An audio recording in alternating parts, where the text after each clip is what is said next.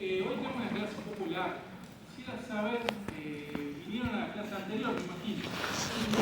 Y es, ¿qué hablaron en la clase anterior? Nada.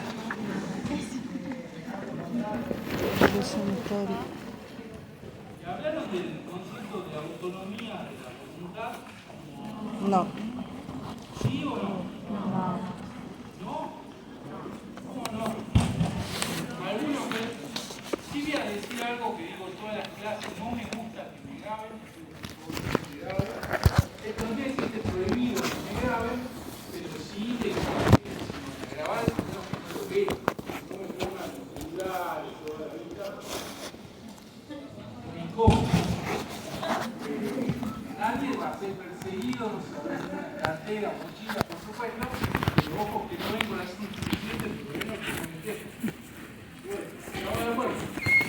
Hacemos un contrato, un convenio, un pacto. ¿Saben entonces, o algunos tienen idea de lo que es la autonomía de la voluntad? Consentimiento. Consentimiento. ¿Qué más pueden decir de este tema?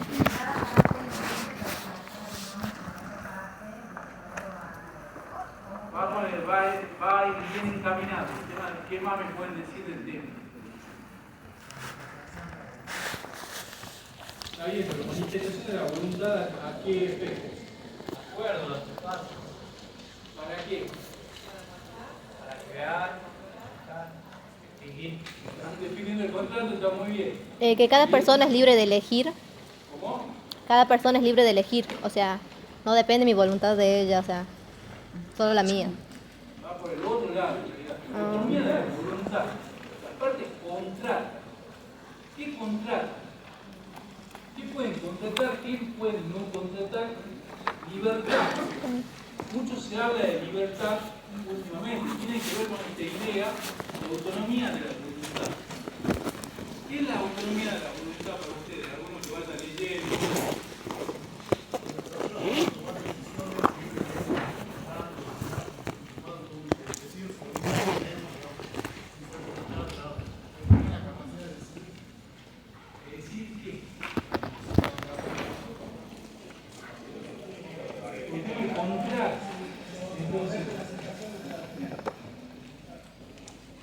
Me gusta la idea de esa parte de que las partes pueden decir el contenido del contrato. Las partes se autorregulan en libertad. Usted cuando contrata establece un contrato de sociedad, por ejemplo, para determinar los derechos y obligaciones de las partes.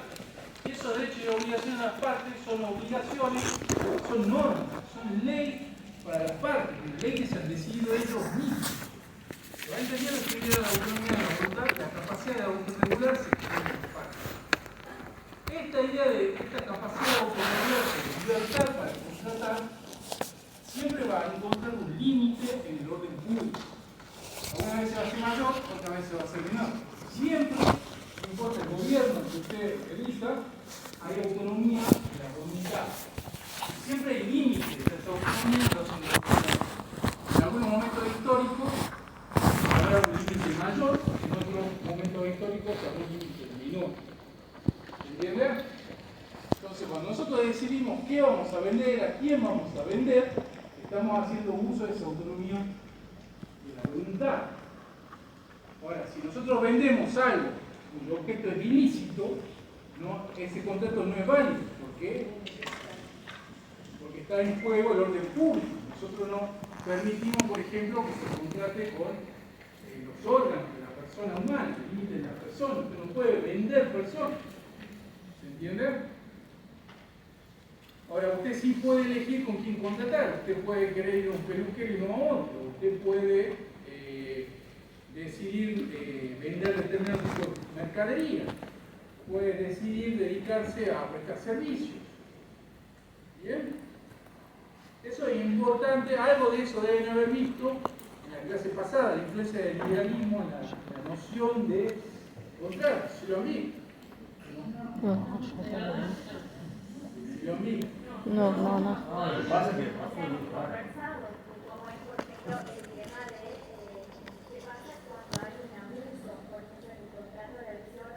¿Sí lo han visto? Es que el profesor dijo, dícese de la noción noción clásica, sino que estamos hablando justamente de eso. Cuando hablaba de los límites de la contratación, los contratos de cláusulas predispuestas, por ejemplo, que estaba diciendo la presencia de la compañera, estaba hablando de esto, de lo que también vamos a hablar hoy. Ese tranquilo, en ese sentido. Bien, más o menos estamos en tema. ¿Sí? ¿Sí? Bien.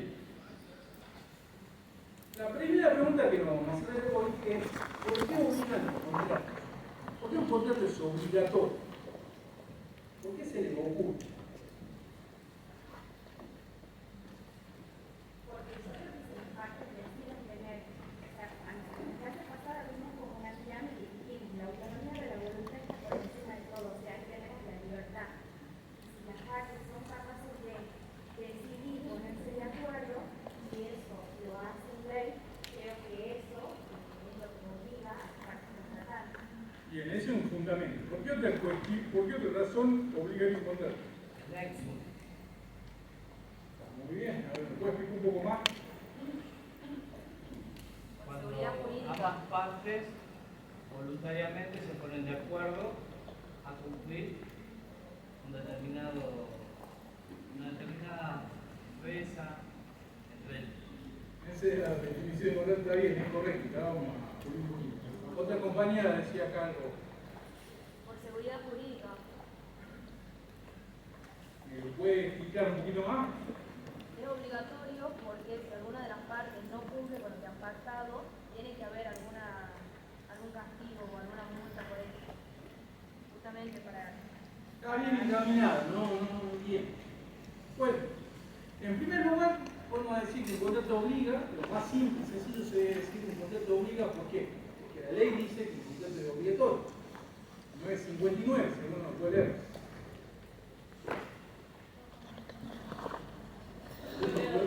Sí, por favor. Todo contrato válidamente celebrado es obligatorio para los partes. Su contenido solo puede ser modificado o extinguido de acuerdo de partes o en los supuestos entre ley o plebe. Bien, entonces, ¿qué es lo primero que dice ese artículo? Sin llegar a entrar en Todo contrato válido. No, lo primero.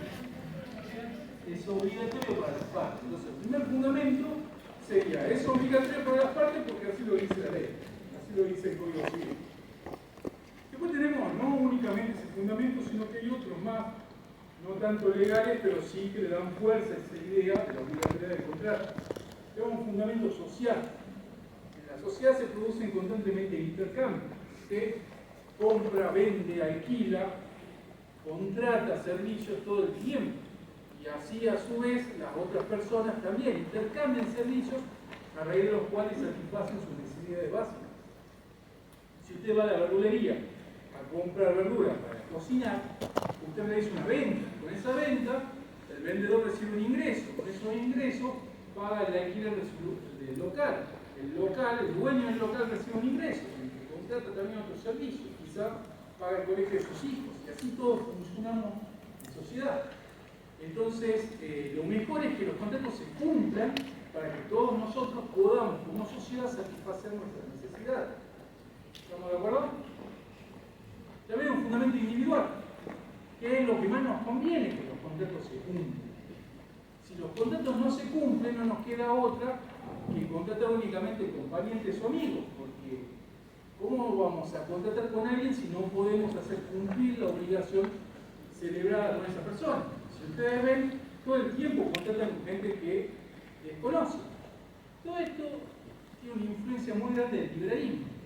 Si ustedes recuerdan de secundaria, no sé, Adam Smith, por ejemplo, cuando hablaba de libre mercado, decía que las sociedades llegan a la felicidad con el libre intercambio de bienes y servicios, y se determinan los precios con el libre juego de la oferta y la demanda. ¿Se entiende por dónde vamos? Entonces es lo más conveniente para todos, tanto individualmente como sociedad, que los acuerdos, que los contratos se cumplan. Hay otros, ese individual también le podemos llamar utilitarista. Hay otros fundamentos religiosos y morales, de la padre de la iglesia, Santo Tomás, San Agustín, etc. Decían, rescataban el valor de la palabra. Entonces, si uno no cumple el contrato, equivalía a mentir, que explicar. El fundamento moral no va tanto a lo religioso, pero rescata ese valor de la palabra, como decía la compañera de la seguridad jurídica. La confianza en el otro punto. ¿Bien? ¿Sí? Si no tenemos duda, paramos y lo explicamos. Bien. Está también el fundamento de la autonomía de la voluntad, que muy bien lo ha explicado las compañeras. Ya lo hemos charlado. Y está el fundamento más jurídico, más normativo, que tiene que ver con lo que dice el compañero del nexo, en realidad del vínculo jurídico. En uso de la autonomía de la voluntad, las partes se autolimitan en su libertad. Yo no soy totalmente libre porque estoy constreñido a cumplir a lo que me obligaron. ¿Se acuerdan de obligaciones? Y es en razón de ese contrato que la otra parte tiene injerencia en esa esfera de libertad a la que he renunciado. Todo lo que hemos visto en obligaciones. Si yo no cumplo mi obligación, el acreedor puede ir al juez a pedir ejecución forzada, puede entrometerse en mi patrimonio, puede medidas cautelares, puede pagarme bienes, etc. ¿Estamos de acuerdo? ¿Bien? Vamos a ver.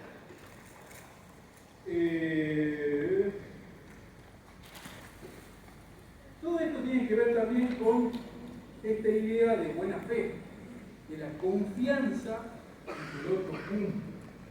La buena fe, ustedes saben, lo han visto en privado, enfrentan todo el derecho civil, artículo 10, artículo 9, etcétera, etcétera.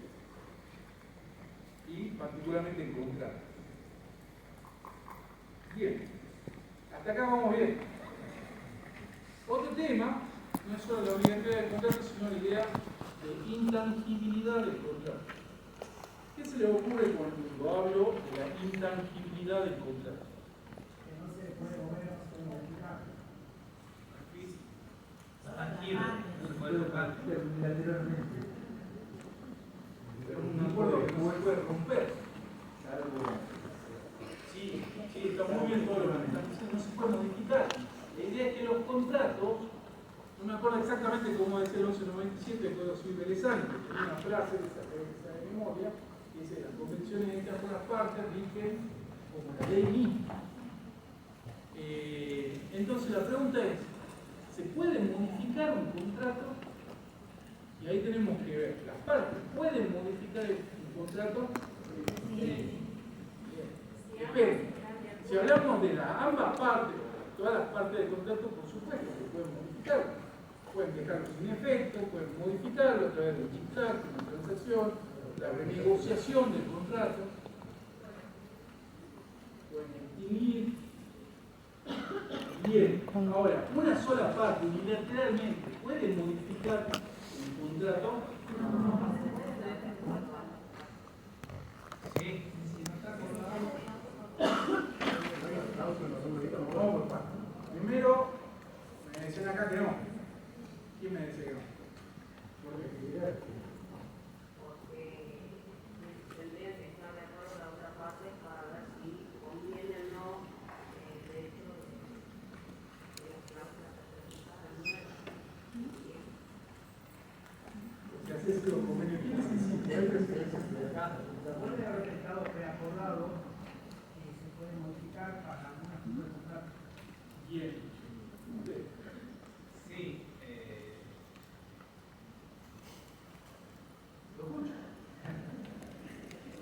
sí se puede modificar el contrato, una sola de las partes lo puede modificar en el momento que él puede cambiar el contexto social, el contexto en el que originariamente se firmó el contrato, en el cual una de las partes se siente perjudicada o lesionada en su derecho, entonces lo puedo modificar. Ahora, esa parte en un principio dio un consentimiento. Sí, lo dio el consentimiento, pero yo puedo revocar ese consentimiento cuando siento que he sido perjudicado. Estamos metiendo en mucho tema, en la elección, que es el sobreviviente, está la elección subjetiva y la sobreviviente, que vamos a ver en esta materia. ¿Sí lo pueden modificar ahora que la otra parte acepta o no acepta?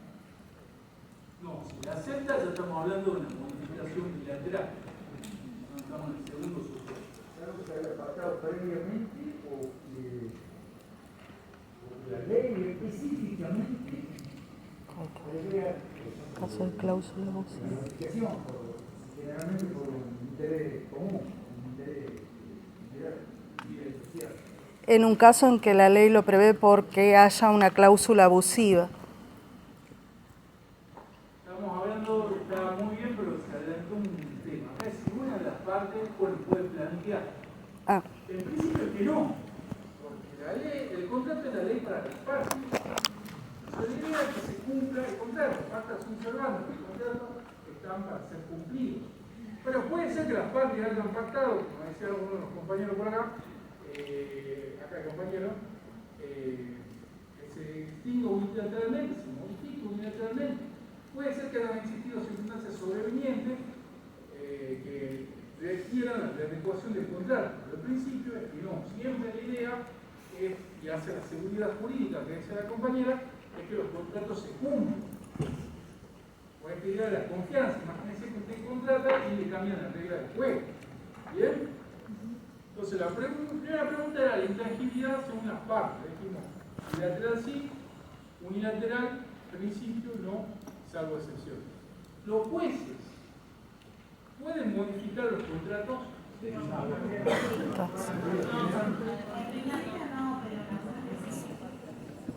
Sí, por lo que acabo de decir.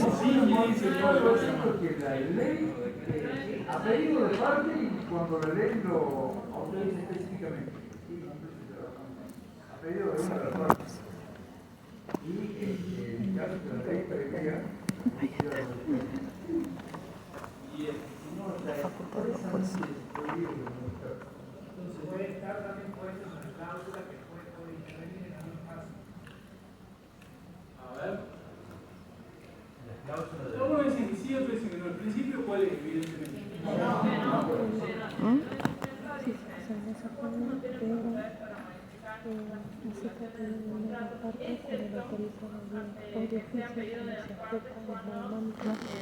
Ahí entra lo de la cláusula abusiva que dice. Bueno, hay un problemita. Hay un problemita que el decreto de necesidad de urgencia 7023 no lo modifica de manera sustancial, sino que mantiene únicamente la primera parte de lo que usted acaba de leer. Dígalo de nuevo. Los jueces no tienen facultades para modificar las estipulaciones de los contratos, excepto que sean a pedido de una de las partes cuando lo autoriza la ley. O de oficio, cuando se afectan de modo manifiesto el orden público. Entonces, el artículo, según el DNU, dice que los jueces no tienen facultades para modificar las estipulaciones de los contratos, excepto que sea a pedido de una de las partes cuando lo autoriza la ley y cumple. El código anterior decía además, o de oficio, piensen que la primera parte dice cuando lo autoriza una de las partes, de oficio es el juez sin necesidad de pedido de parte. Ante un juicio ve una cláusula y la modifica. Pero de oficio, cuando se afecta de modo manifiesto el orden público. La idea es que el juez no puede intrometerse en el contrato, el juez no es un contratante más, no es que el comprador, el vendedor y el juez quienes deciden la cláusula del contrato. Sin embargo, puede darse el ejemplo que decía el compañero del 1090, ¿quién lo lee?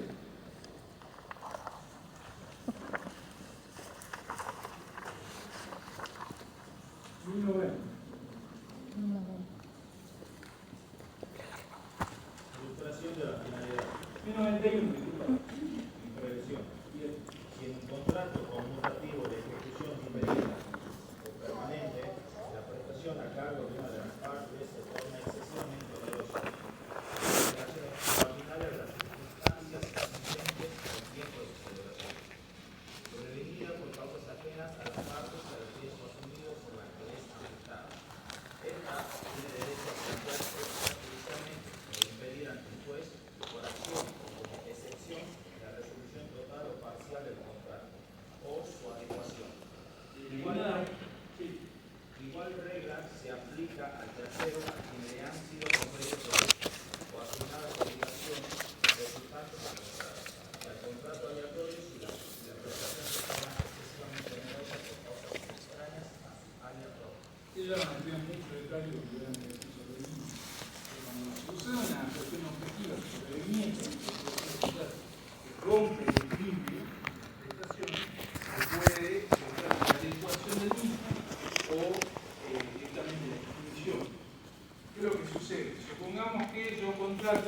en Bitcoin.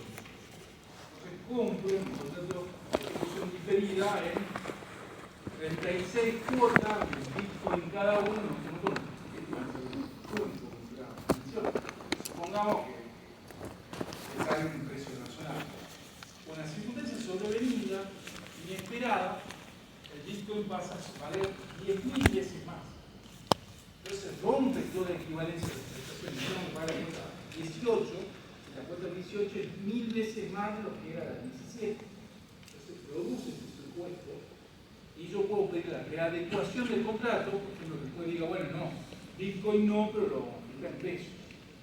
Por la cantidad que valía el Bitcoin, cuota 17 más índice de precio consumidor. Una solución más justa que restablece el equilibrio. ¿Se entiende? Entonces ahí se mete después en el contrato, lo modifica a pedido de una parte, pero porque la ley expresamente lo autoriza. Este tema se ve mucho actualmente con los créditos hipotecarios UBA y con los planes de ahorro. No obstante, desfavorablemente porque la inflación no constituye imprevisión. No jurisprudencia que se dice así. Bueno, pero volvamos al tema. Los jueces se pueden meter en el contrato, no a excepciones que dice la ley, por ejemplo, a pedido de parte, como la ley lo autoriza, o de oficio cuando se afecte el orden público.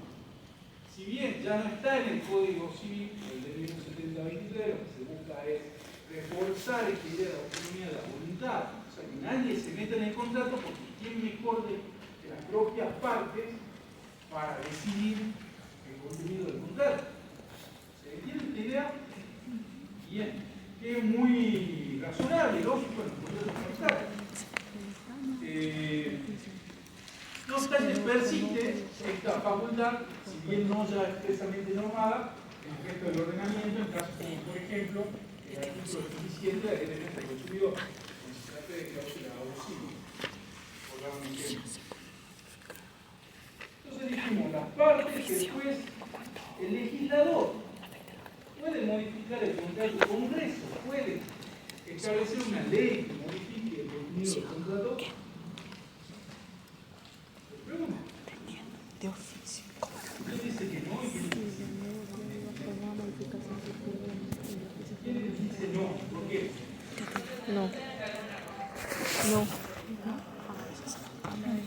Corte, ya salió El la ley. legislador del Congreso puede Ya se modificar. reunieron las comisiones del Congreso de Economía, dictaminaron, estudiaron el tema, sacan una ley.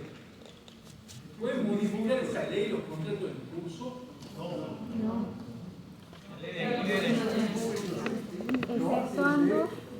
Exceptuando en el caso de que la ley... ¿Quién dice que no? Un montón de veces, por supuesto. Efectivamente. En principio no, pero puede ser que el Estado, por razones de política económica, por ejemplo, de emergencia económica, dicte normativas que modifiquen el contenido de los contratos. Un ejemplo, en el año 91, la ley de convertibilidad. Se produce la previsión de indexar y todos los contratos que tenían una cláusula de indexación, que se llaman obligaciones, ¿entienden? Perfecto, se ven modificados. Ya se prohíbe la indexación, que persiste hasta hoy, pero se modifican los contratos en curso. En la especificación, hay veces que por razones de orden público económico, excepcionalmente, tendría que ser muy excepcional, pero el Estado interviene en los contratos. Pero en principio no, por todo esto que venimos diciendo. ¿Se entiende? Bien, estamos hablando de todos supuestos donde son límites o topes a la autonomía de la voluntad.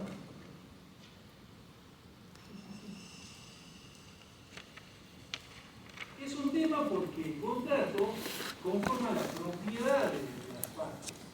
Es un derecho de propiedad. Derecho de propiedad constitucional del artículo 17 de la Constitución Nacional. Es más amplio que el derecho de dominio, el derecho real de dominio que van a ver ustedes. El derecho real de dominio es yo soy dueño del inmueble, yo soy dueño del automotor. El derecho de propiedad constitucional es más allá de los derechos reales y también abarca los derechos creditorios. Los derechos que yo tengo sobre un contrato es un derecho de propiedad que tienen las partes a que se cumpla. El derecho que yo tengo es que el deudor cumpla con su obligación decisión. ¿Entienden? ¿Sí? ¿Sí o no? Bien, y eso lo dice el 965. Leo que es cortito. Los derechos resultantes de los contratos integran el derecho de propiedad del contratante. Por eso, cuando se planteaba la especificación de la deuda, todos los planteos judiciales decían no, es que integran el derecho de propiedad a cobrar el dólar.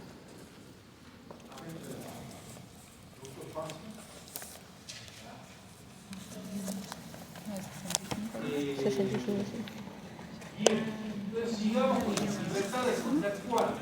Acá la presión que tengo ya de ser escuchado de los profesores, siempre teniendo el examen. Buenas tardes. Entonces estábamos hablando del límite de la autonomía de la voluntad. Pero vamos al otro costado, la idea de la libertad. ¿Hasta dónde hay libertad para contratar? Bueno, acá vemos tres tipos de libertad. Libertad de contratación, libertad de configuración, libertad de forma. ¿Quién me puede explicar qué es la libertad de contratación? Esto ya lo hemos visto en las dos clases anteriores. Algo que si lo están leyendo a la bibliografía, algo deben tener idea.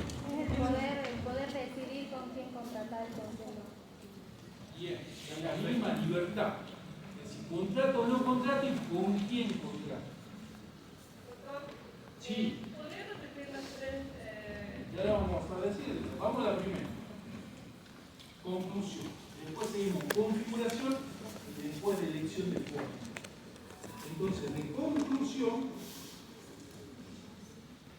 como decía bien la compañera, es la posibilidad del individuo de contratar o no contratar y en su caso, libertad de elección del otro contratante. Nadie me puede en principio obligar a contratar.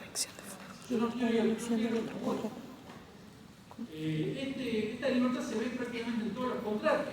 Los contratos de adhesión o de consumo. En los contratos de adhesión solo tenemos libertad de contratación. Usted no decide el contenido del contrato. Cuando usted va a contratar el servicio de Internet, hay libertad de contratación.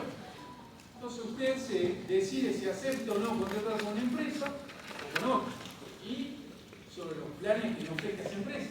Usted no negocia con Telecom si le va a dar 250 megas porque no, 200 le parece poco y 300 le parece mucho. ¿Usted acepta o no acepta? Si no le gusta, se va a otra parte. Bien, esa es la libertad mínima. Pero también está la libertad de configuración. Y ahí ustedes nos acercamos más a esa idea de igualdad, liberal, que inspiraba la idea de pensar de dos propietarios en igualdad de condiciones que negocian. Se formulan propuestas, contrapropuestas, dicen en esta cláusula mejor pongamos esto, y de ese resultado de la negociación surge esa regla a la que las partes van a tener que aplicar como la ley mínima. ¿Se entiende? ¿Sí o no? Bien.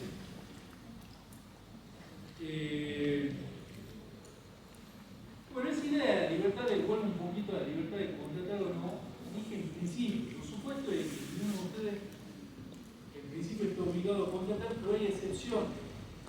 Por ejemplo, la expropiación. Ustedes saben que la expropiación, ¿qué es la expropiación? Unilateralmente una venta forzosa. Sí, por razones de política pública, el Estado decide que en su casa lo que hay que hacer una clase. El Estado se le compra forzosamente, usted está obligado a vender esa propiedad a cambio del precio, del justo precio que corresponde, se determina en un juicio si usted no está de acuerdo. Puede declarar de interés público. Bueno, ustedes ven, el derecho administrativo de expropiación tiene un cierto requisito como interés público. Si el IPF se expropia, primero se vende, se privatiza. Activo del Estado, se vende un privado, que es la empresa española, y después se recupera. No lo querés comprar, como había una cuestión de soberanía y de orden público, se establece por ley la expropiación y se produce una venta forzosa. La empresa que tenía la concesión se ve obligada a vender. Entonces hay un caso ahí donde está obligado a contratar.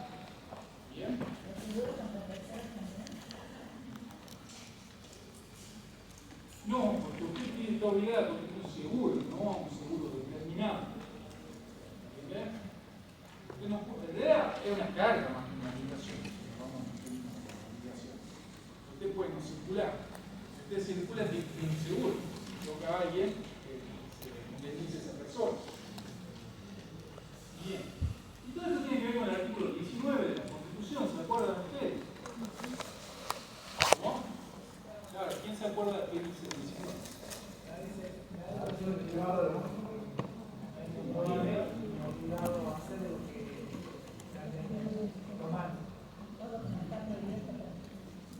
Este es el principio y lo que dice el compañero, nadie está obligado a hacer lo que no manda la ley, ni privado de los chilenos no todos.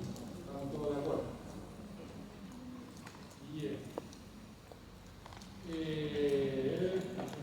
Por supuesto que se puede debatir mucho este tema, también los bares, restaurantes, por ejemplo, pueden ser obligados a contratar, pero si no contratan, no tienen que ceder en función de algún criterio discriminatorio. Por ejemplo, el local está lleno, o no se están tiendas, o cerrado. Bueno, volvemos a la libertad de configuración que determina el contenido del contrato y cuál es el límite de lo que uno puede contratar. El artículo 2, ¿qué es lo que da el artículo 2? Puede decir cómo está la nación.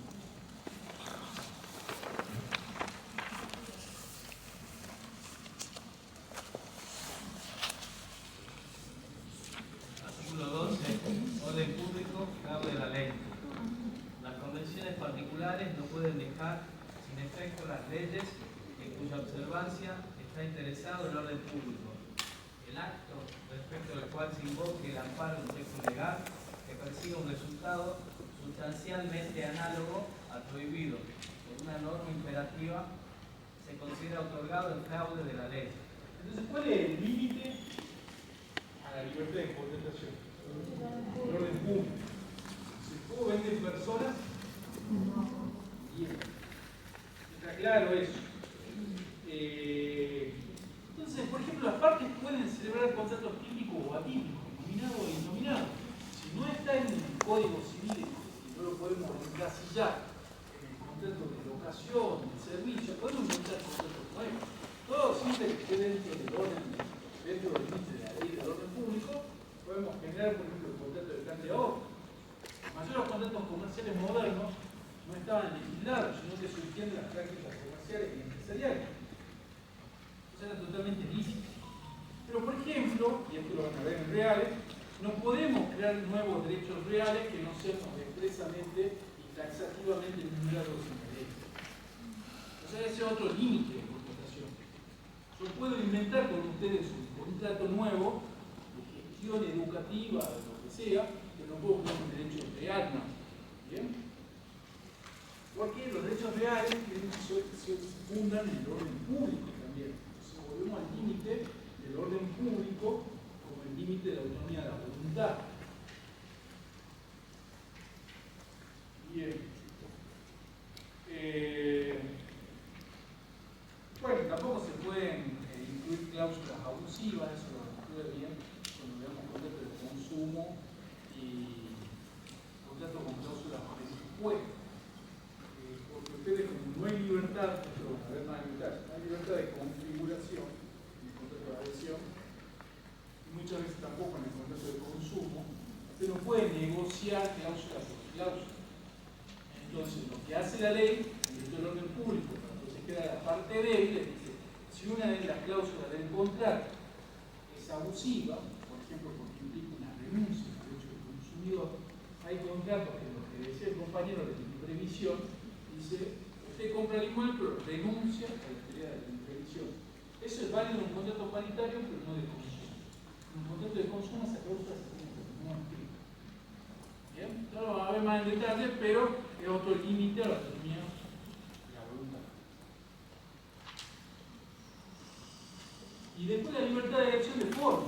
Ustedes ya vieron en privado algo de que hay contratos solemnes, con formas solemnes, contratos con formas aprobaciones.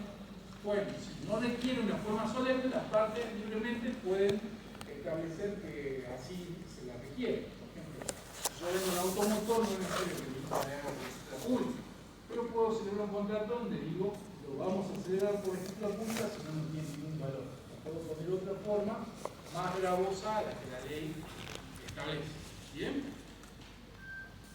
¿Sí? Bien. Sí, no puedo dejar sin efecto una forma que establece la ley. No puedo vender un inmueble si no lo hago por escritura pública. Y si no lo hago por escritura pública, le vamos a ver, no vale como tal, sino como un contrato donde las partes se obligan a tener la forma establecida. Eso viene. Bueno, creo entonces que ya entendimos un poquito la idea de que la autonomía de la voluntad no es absoluta, sino que encuentra límite, y donde encuentra límite la función de orden público. Y eso se mantiene incluso después del DNU 70.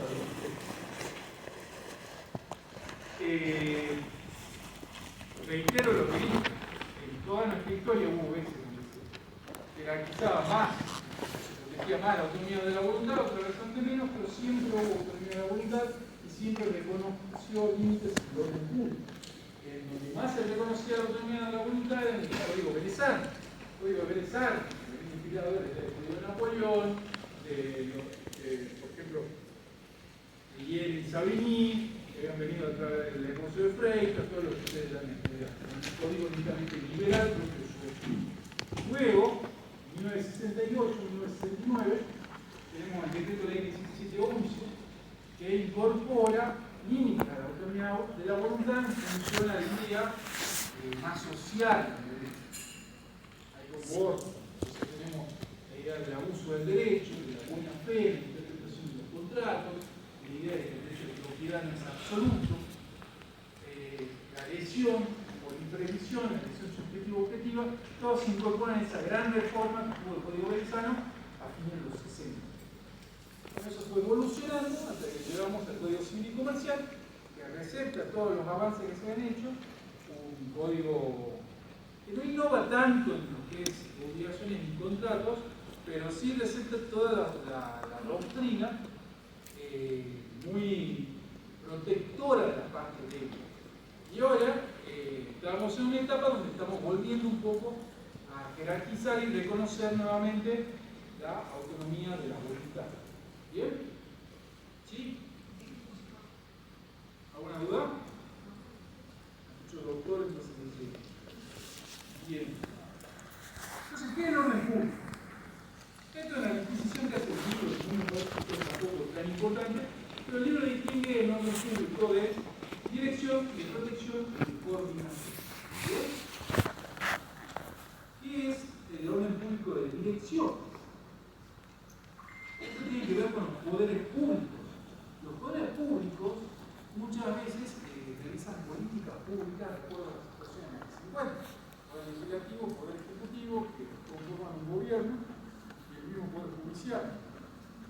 Entonces los poderes públicos tienen políticas económicas, macroeconómicas, políticas cambiarias, políticas tributarias. Cuando se pone un poco cambiario, esto tiene un orden público de dirección. En el Estado está quedando sin reserva de dólares, necesita contener la salida de los mismos, interpone una normativa de orden público, dirección, que es la que tienen los poderes públicos del Estado. ¿Estamos de acuerdo? En el ejercicio de su función pública. Bien. Orden público de protección. Este es más fácil. Lo que trata es de resguardar a las partes, del equilibrio de las partes. Ustedes deben haber visto algo con el doctor Facio de la crisis de la noción clásica del contrato. Ese contrato liberal decimonónico de Belsarfi, de dos señores propietarios, capaces, letrados, que se ponen a negociar el negocio del contrato. Eso encuentra sus límites en la revolución industrial, por ejemplo en el derecho del trabajo. El derecho del trabajo es un contrato, el contrato del trabajo, que está fuertemente regulado porque tiene un carácter de orden público muy importante. Es el derecho laboral, pero también hoy tenemos el derecho al consumo. Las partes no están en una situación de igualdad. No es lo mismo un contrato que yo celebro, o quizás pudiera celebrar con un amigo para tener un emprendimiento, que el contrato que tengo con el proveedor de internet. hace 2 días que no tengo internet y me dice, bueno, qué suerte. Si no, vas a otra empresa. No es lo mismo. Entonces, lo que hace el orden público de protección es equilibrar a las partes. Por ejemplo, con daños punitivos, con el control de las cláusulas abusivas que acabamos de mencionar, que son elementos a los fines de proteger a las partes débiles de la contratación y ponerlas en un plano de igualdad. ¿Estamos de acuerdo? El silencio le da más dudas que certeza, ¿no? Y está el orden público de coordinación, que es lo que venimos diciendo, que es cuando el Estado hace de algo entre esa autonomía de la voluntad y los límites que tiene que tener a los fines de evitar que se contraríe el orden público. ¿Entienden? Esos valores colectivos que son interrogables, por eso no se puede, por ejemplo, volver a hay límites negativos a la reputación, hay un instituto de objeto, como puede ser objeto de contrato, los objetos ilícitos, para la operación, el privado, y normas positivas, que son regulaciones, por ejemplo, en el derecho laboral, normas de seguridad y higiene de los trabajadores. Bueno, ¿se entiende? ¿Sí o no? ¿Sí? Pueden ser límites negativos.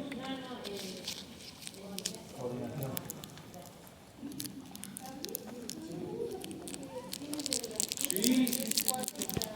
Y break para que hagan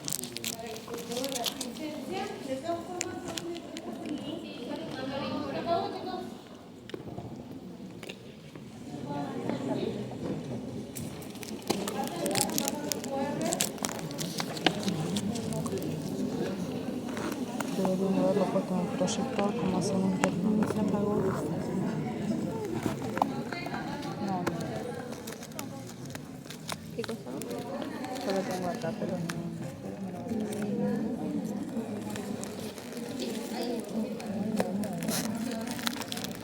Sí, baja no señal. Sí, sí.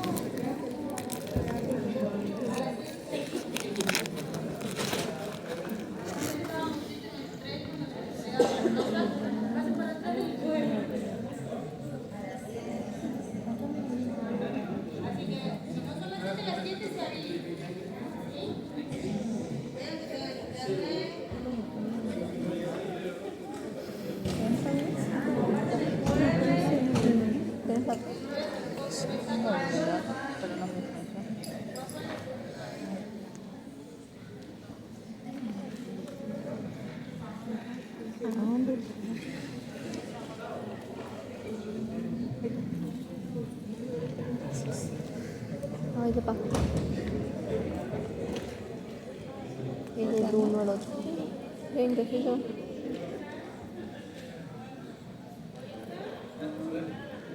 En wifi.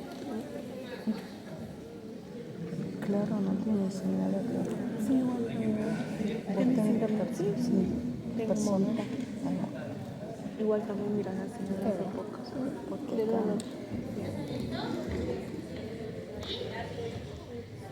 Ay, no.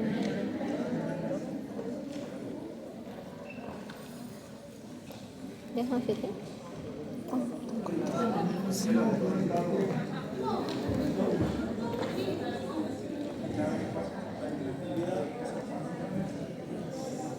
¿Te falló? No firma. Falta poner el nuevo tu DNI y tu toque. Ahí está. Se puede hacer con el monitor. Acá como le pedí con el DNI, tu palabra.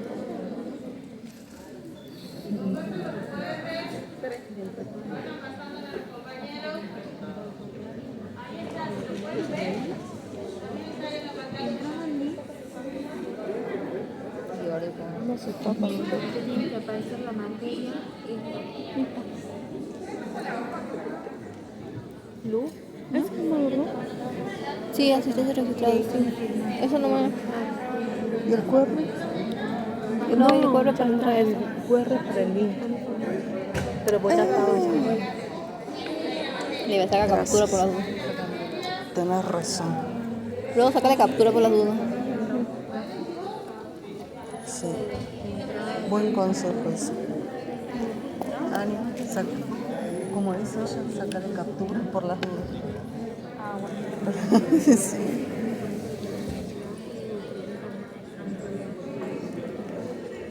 ¿Ya no tengo firmado acá? Sí, yo puedo sí. Y ahí la fecha de o sea, yo lo he hecho así. Bueno, Ahora sí tengo que volver a firmar acá. no, ya está. ¿Y por qué me aparece? No, pero arriba ya está, ¿ves? Asistencia registrada correcta. Acá nada.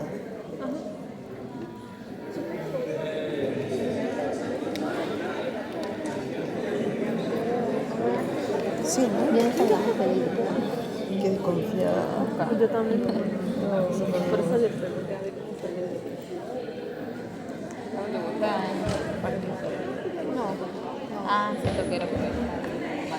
Para que vaya a buscar algo. Yo, ¿qué voy a hacer? Creo que comer y... Porque hoy en la mañana, claro, como no puedo cenar de noche, me levanté en la mañana y me fui a cenar, me bañé, comí y vine para acá. Sí, No tengo más sacar una foto. para allá que otro lado. Qué mal. ¿Qué una? Es que no me muestra casi nada que está todo el día en el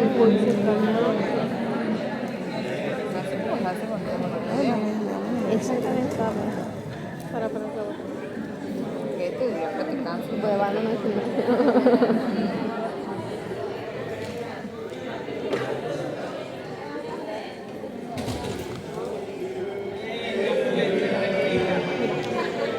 Puse Acá abajo.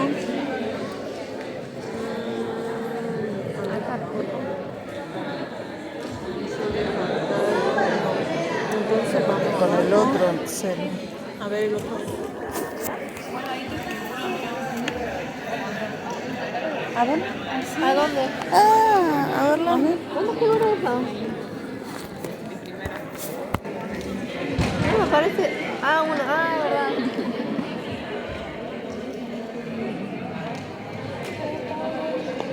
Gracias, Ani.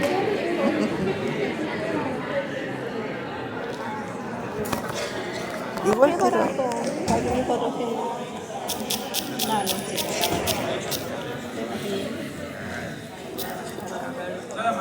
No, tengo que imprimir el código publicitario. Y no me compré este porque Sacar una foto. No. El mío me lo tomo directo. Bueno, listo. Ahora vamos acá abajo. Para consultar. A ver. Sí, sí, sí. Bueno, norma imperativa. Acá. Nos encontramos con la norma imperativa. ¿Qué quiere decir una norma imperativa? ¿Esta vez? Bueno, no tengo internet. Exactamente, no puede ser de fácil. Efecto, parte, a diferencia de las normas supletorias. No necesariamente todas las normas imperativas de orden público, pero sí todas las normas de orden público es imperativo. Como se imaginarán. ¿Bien? ¿Por qué implica desobedecer a la norma imperativa? La nulidad del contrato, por lo menos en esa cláusula. Depende, pero absoluto. Imperativa sería si el contrato subsiste si no se plantea la nulidad. Si es imperativa y no puede ser dejada de lado, tiene ningún valor si no se respeta. Por ejemplo, la referida a la capacidad. Bueno, ahí sí hay un par de normas de alternativa. Pero para que el contrato sea válido y por tanto obligatorio, las partes tienen que ser capaces. El objeto tiene que ser lícito, tiene utilidad absoluta. Si usted vende niños, ese contrato no tiene absolutamente ningún valor. Bueno, y la forma, todo lo que ustedes vieron en actos jurídicos. ¿Se acuerdan? Bien. También las normas que imponen una forma solemne. Ahí en ese caso no necesariamente se encuentra usted con nulidad absoluta. Si usted no se observa la forma que existe en el Código Civil para un determinado contrato, el contrato no vale como tal, pero vale como un contrato donde las partes se obligan a cumplir esa forma. Ese es el gran tema del boleto de compraventa. Eso es un tema que suscitaba muchas discusiones en el código anterior, que era un tema de parcial bastante complejo, que ahora se ha simplificado porque está expresamente regulado. Bien. Otras limitaciones, ya ustedes ya conocen el abuso del derecho, artículo 10. Sí.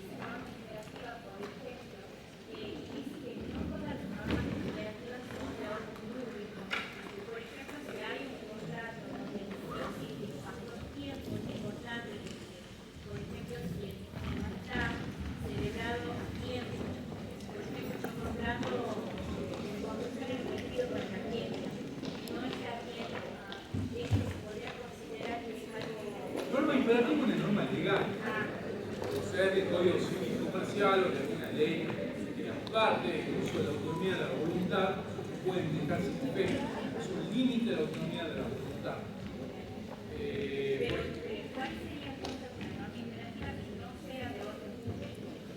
De la establecer una forma determinada, una forma solemne, de lectura pública, no es una norma de orden público, pero es imperativa. Si usted no lo observa, si por tanto no vale.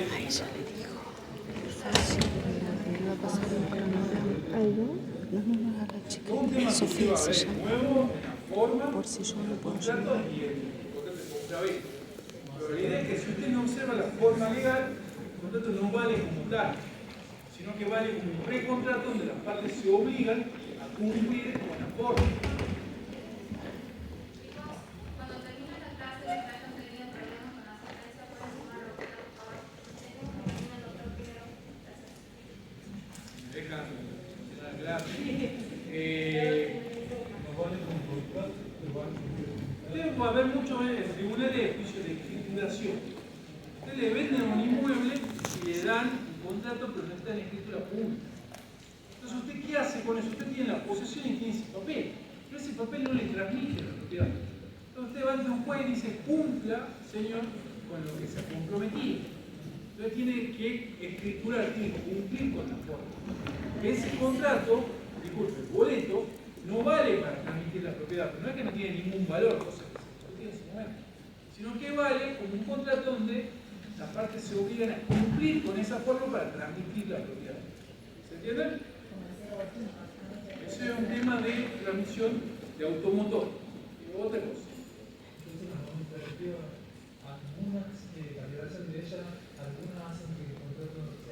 Hay normas supletorias y normas imperativas. Las normas supletorias pueden ser dejadas de parte de lado de las partes. Usted puede decir, podemos utilizar un plazo menor que el establecido por la ley sin supletorio. Entonces la ley dice 5 años, no quiero decir la locación, pero establecemos nosotros en uso de nuestra autonomía de la voluntad 2. La norma imperativa no podemos hacer eso. Y si lo hacemos no tiene valor. ¿Se entiende la idea? Por eso es imperativa, no puede ser dejada de lado por parte del contrato. Usted en el contrato, si es paritario, puede renunciar a la imprevisión, puede renunciar al pacto comisor, porque es un supletorio. Pero si no lo hacen, listo, por más que no estén escritos en el contrato. Ya vamos a ver un poquito de eso al final de la clase. Pero la imperativa es imperativa.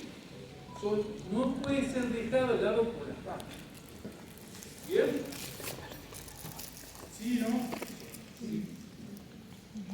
Otras limitaciones, ya cambiamos un poquito de tema,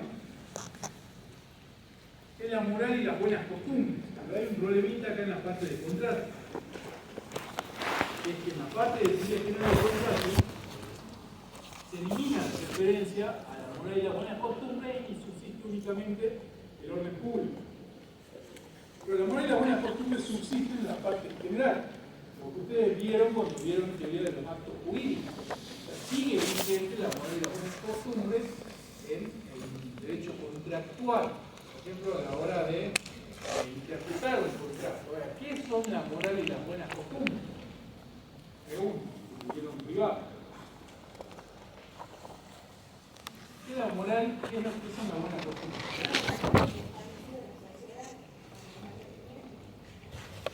Valores, ¿qué más me puede decir? Bueno, me lo el año pasado, o sea,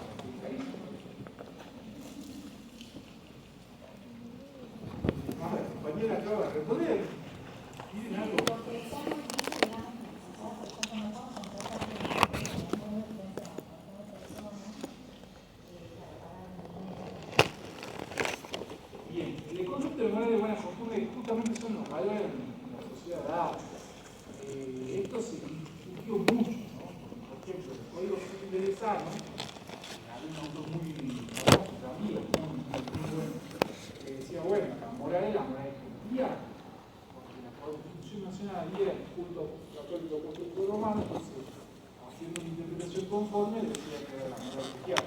Hoy en realidad somos un poco más abiertos a los valores de una persona media en la sociedad actual. ¿Bien? ¿Sí? Bien. Yo no puedo celebrar contratos que atenten contra la moral o las buenas costumbres. Bien. Todo relacionado también con el principio de buena fe. Vamos a la relación normativa, artículo, o mejor, integración de contratos, no es 64. ¿Qué es lo que es? ¿Qué número? 964.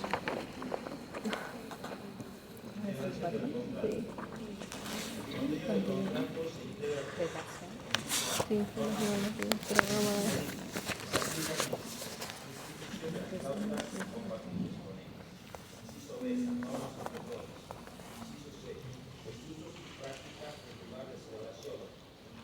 Sean aplicables porque hayan sido declarados obligatorios por partes, porque sean ampliamente conocidos y regularmente observados en el ámbito en el que se celebra el contrato, excepto que su aplicación sea irracional.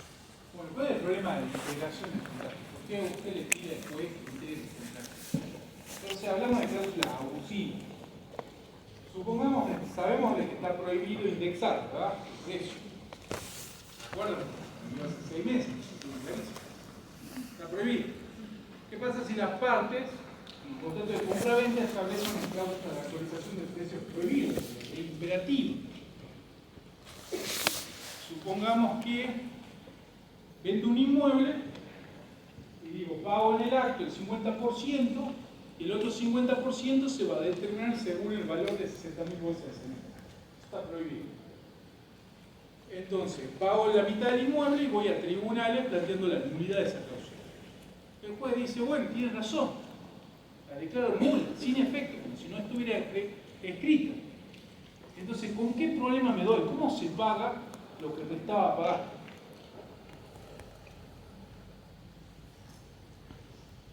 Quedo libre de todo culpa y cargo, digamos. Digo, pago el 50% y me quedo con el inmueble. No, resta pagar el 50%. Pero el mecanismo para establecer cómo era ese 50 se ha dejado sin efecto. Entonces, ¿qué pasa? Después tiene que integrar el contrato. Ahí se mete el contrato, el juez, en la redacción del contrato, según la escala que leía el compañero. ¿Se lo puede volver a leer? ¿El comienzo? Sí. El contenido del contrato se integra con las normas indisponibles que se aplican en sustitución de las cláusulas incompatibles con ellas. Bueno, primer concepto. Normas indisponibles. Voy a esa norma. Si he ido contra una norma imperativa, la voy a aplicar. Segundo, normas supletorias. Son aquellas normas que no son imperativas, pero si no las renuncio expresamente, son válidas. Bueno, si me he quedado con un vacío en el contrato, lo integro con eso. ¿Se entiende? Y después los usos y costumbres, lo que va diciendo. La idea de integrar el contrato es justamente esa. Integrarlo. Como ha quedado el contrato vacío de contenido en alguna de sus cláusulas, después lo lleno. ¿Se entiende? ¿Sí? ¿Entiende? Sí. Bien. Por ejemplo, en ese caso que yo decía, después puede decir, bueno, el 50% ¿cómo se paga? Es una deuda de valor, hago una tasación y lo que sale la mitad de ese inmueble es el saldo del precio. Es una integración de contrato.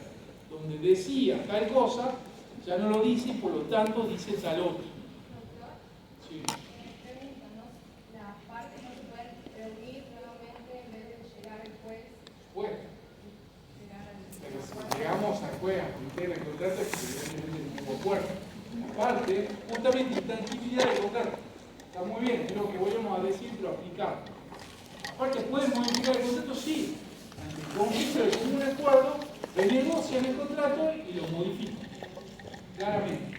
Ahora, si no pueden, bueno, puede una de las partes unilateralmente y depende. Si es un supuesto autorizado por ley, por ejemplo, decisión por excesivo velocidad sobreviviente, sí. Si está planteando la abusividad de una cláusula, sí. Si está planteando que la cláusula no es válida porque atenta contra una norma imperativa, lo integra después, pero se supone que estamos basados en la discusión. Puede ser que vaya directamente, pero generalmente yo creo que sí hay negociación previa, que es lo que contratado, eso también se interpretará de acuerdo al contexto económico, la buena fe de las partes, y si era lícito o no, porque no es lo mismo. Bueno, la indexación está expresamente prohibida, pero una excesiva onerosidad sobreviniente puede ser existente en un contexto paritario donde la parte que ahora está afectada ha pagado muy poco porque asumía el riesgo de una excesiva onerosidad sobreviniente. Pero si va después que lo readecue siendo paritario, puede ser que te diga no se dan los supuestos. ¿Bien? Siempre tiene que tratar de mantener el contrato como originariamente ha sido pactado, con la intangibilidad de los contratos, la autonomía de la voluntad. ¿Se entiende cómo todo da vuelta por el mismo carril? ¿Sí? Bien. 964 hemos leído. 963.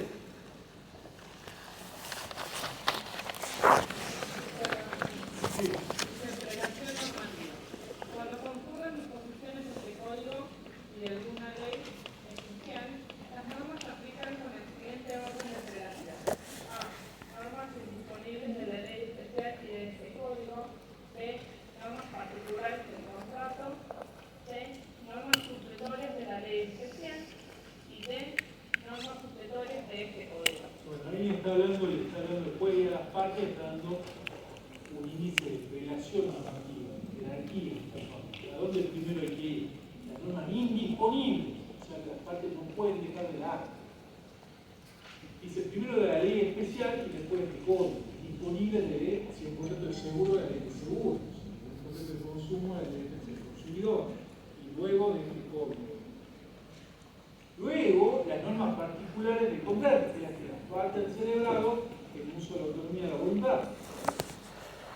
Luego, las normas supletorias de la ley especial, Código Civil en general. Norma especial, de nuevo, tarjeta de crédito, ley de seguro, ley de defensa del consumidor. ¿Se entiende? ¿Sí? ¿Sí? Bien. Y finalmente, las normas supletorias del código. Si yo no puedo interpretar el contrato de las normas del contrato ni de las normas supletorias, y obviamente el contrato respeta las normas indisponibles, pues tengo que ir a las normas supletorias finalmente del código. ¿Se entiende la idea? ¿Sí? ¿Qué es lo que está diciendo el artículo? Usted tiene un conflicto. El código y la ley especial, o el código y el contrato, dicen dos cosas distintas. El juez, por ejemplo, llega al tribunal de un caso y ve que el contrato dice una cosa y el código dice otra. Entonces, ¿cuál prevalece? Entonces, veamos, si esa ley es indisponible, ¿cuál prevalece? La ley indisponible. Primero la ley especial y después el código. Si no es una ley indisponible, el contrato. ¿Bien? Y finalmente, si hay un conflicto de normas, hay que ver si es supletoria la ley especial o la ley general del Código Civil Comercial.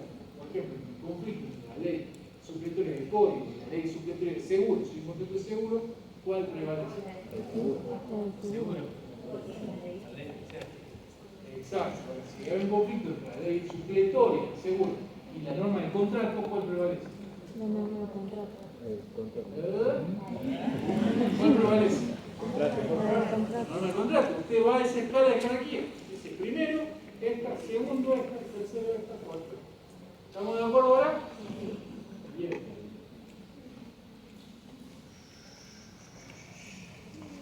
Bueno, vamos a otro temita. Es maravilloso. Elemento del contrato. Ustedes tienen distintas clasificaciones.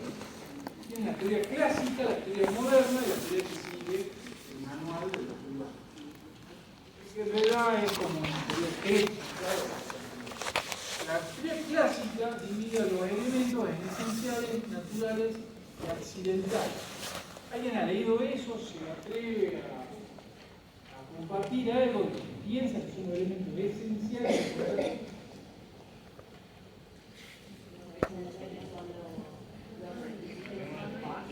Elementos.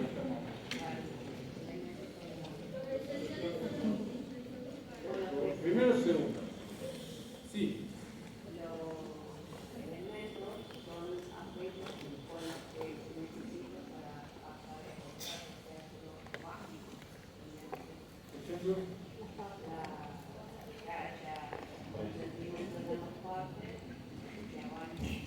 ¿Cuál es la segunda, compañera? Sí.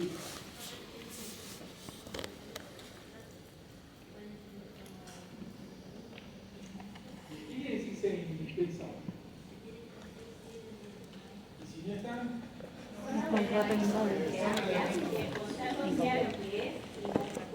bien, sí.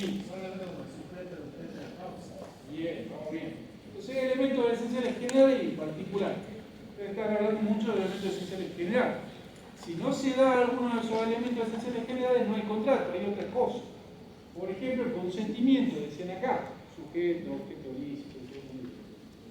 Si usted no tiene consentimiento, no tiene un contrato. Por ejemplo, la gestión de negocios no es contrato, porque no hay consentimiento. Cuando hay consentimiento, hay contrato de mandato. Bien, entonces si no hay consentimiento es otra cosa, contrato no hay.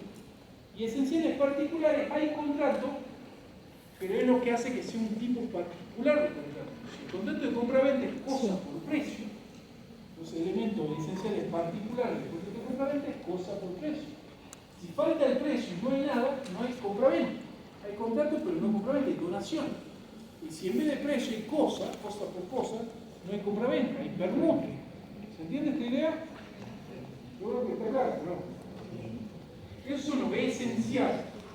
Después están los naturales y los accidentales. ¿Cuáles son los elementos naturales?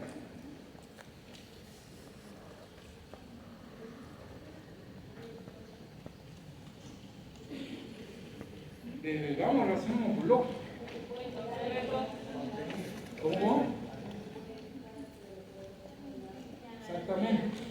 Por ejemplo, el pacto comisario de tasa. Porque si las partes nada dicen, rige el pacto comisario de tasa. Pero las partes pueden denunciar al pacto comisario de tasa, la lesión sobreviniente del día 91. Si no se dice nada, está en el Código Civil, es una norma supletoria. Puede ser dejada por las partes, se discute, si veo el supletorio. Pero si nadie dice nada, pueden aplicar ustedes el 1091 en el Código Civil. Salvo que en el contrato, ustedes han dicho, no se aplica el 1091. ¿Se entiende? ¿Sí? ¿Y cuáles son los accidentales? Sí. 1, 2, 1.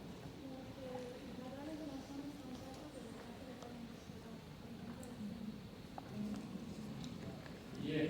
Ese del otro, hablar, la parte que pueden incluir, que no se dan, la parte que se puede decir.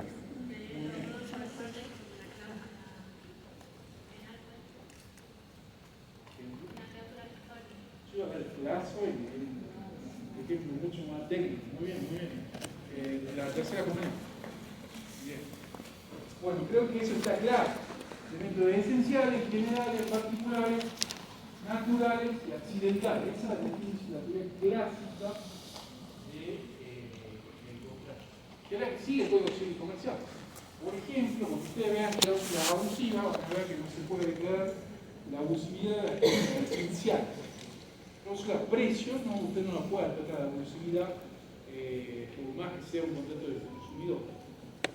Ya lo vamos a explicar más detalle. Pero esa no es la única clasificación. Es la clasificación moderna, que por ejemplo sería el doctor López Zavalía.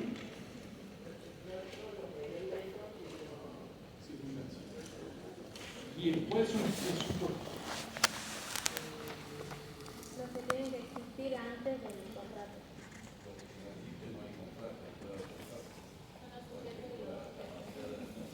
No, ahí está la teoría clásica, acá va a aparecer después. Acá una de las compañeras decía, disculpa, repítala que. Soy medio ciego, entonces yo he dicho, vos se puede apuntar ahí y yo apunto por ahí. Había una compañera que había definido, había aventurado una parte de definición. ¿Quién antes de político? Por acá alguien quería participar. ¿No? Sí.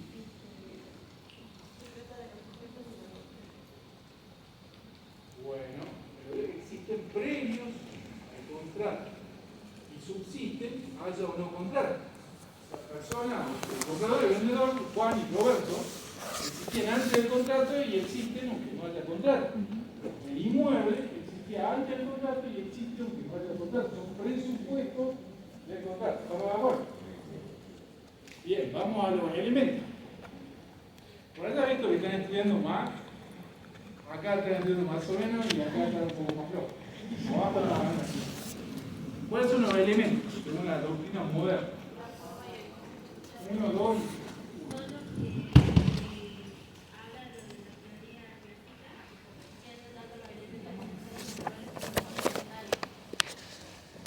Bien. ¿Y cuáles son? Por acá lo dice.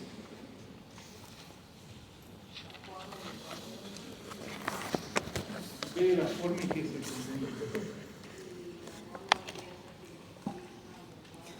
Bien, ¿qué es el contenido? En el contenido volvemos a lo que decía el compañero. Son las cláusulas del contrato, pueden ser de qué tipo.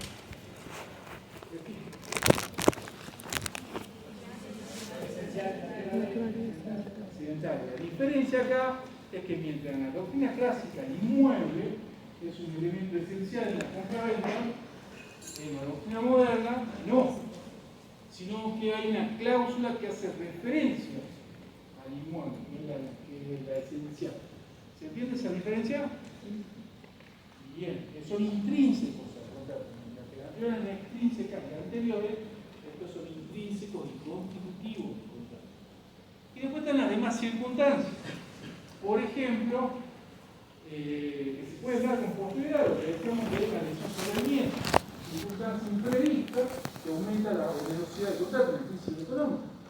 O falta, o queda prohibido en el comercio el bien objeto del contrato.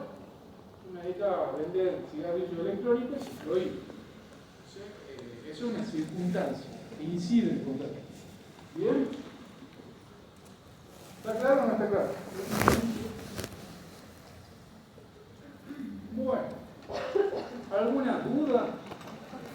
Después lo remito también a la lectura de la teoría ecléctica que tiene el manual.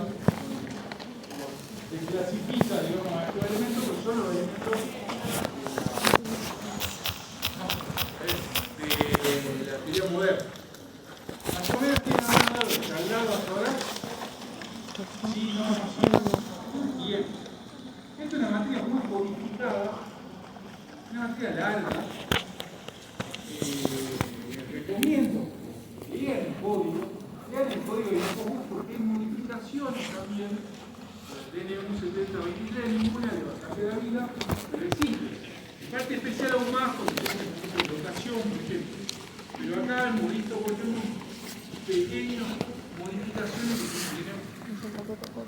Bueno, cualquier cosa, por acá hay uno, para tranquilo. Ay, no, me había dicho que tanto. Sí, Ay, no. gracias a Dios.